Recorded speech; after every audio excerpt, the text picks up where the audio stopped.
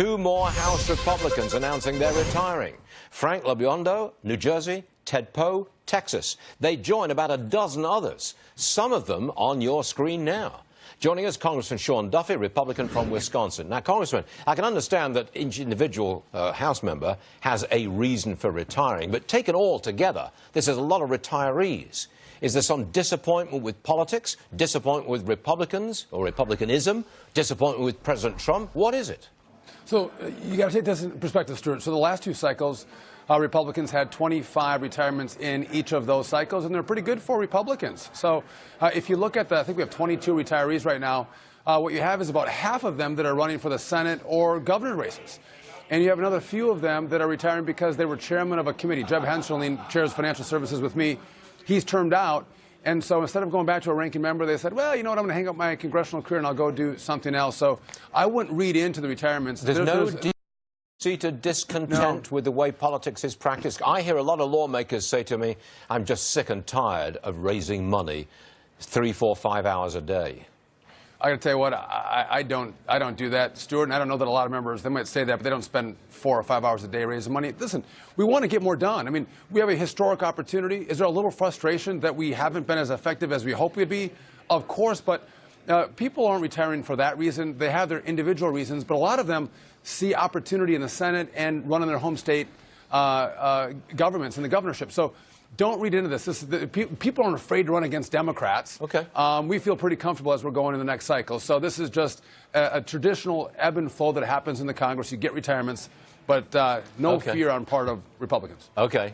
Congressman, Axios, that's a website, news website, they're now reporting that the Senate won't release its version of the tax reform bill tomorrow. It's delayed. Now, that's what they're reporting. That's one website. That would not be good news for tax reform, would it? No, actually, I think it's okay. I would like to get our tax package through the House, and I would hope the Senate would use our tax reform as a base bill. And if they want to modify it or tweak it, so be it. But don't reinvent the wheel. Take the work that we've done and put your own fingerprints on it, but they don't need to do their own bill. But, Congressman, the problem with your bill is that not everybody gets a tax cut. In fact, the people who pay most of the taxes now will still be paying most of the taxes later. In fact, they'll be paying more in tax. You know that's correct, don't you? So you got to give me a moment, because I saw you making that same point on Fox and Friends this morning. I was up watching you. I get up just for Stuart Varney. Here's the problem that we have, Stuart. We're trying to fit 10 pounds of tax reform into a 5-pound bag. And so because we're using Senate rules, there's only a limited amount of reform. Why doesn't the Republican Party come together and say, look, we can't have this. It's not a Reagan tax cut. So get rid of the rules and let us have a good tax cut. The Senate rules were made by Democrats to prevent a reduction of taxes and a reduction of spending. I absolutely agree with you, but I'm not in the Senate. So I'm stuck in the House working with Senate Republican. rules. I know, but I don't. The Republicans run the Senate, can't you? Come on. So this is, and Stuart, it's simple. Just get rid of the revenue neutrality in tax reform.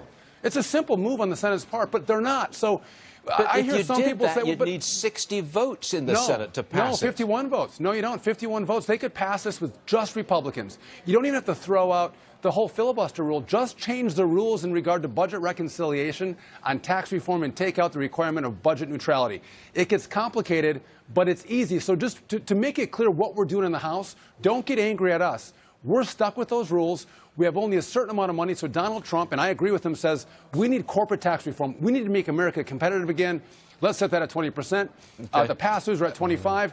And the little bit that's left over, we've driven that towards middle-income Americans, and there's no money left over for the top earners. So it's just a numbers issue for us, and I know it frustrates you. I know it frustrates you because it's not going to grow the economy 4% next year. It's not. That's not going to happen. I'm almost out of time. You've got 20 seconds. You and I are together saying if you want massive wholesale tax reform, the Senate has to change our rules. I say it every time I can, but I can't change our rules, so I got to deal with them, and I'm getting the best package possible for the most American people. Sean Duffy, you're a good sport. You got up early to watch me. That's pretty good. I did. Sir, thanks for joining us. Appreciate it, sir. Thank you very much. All right.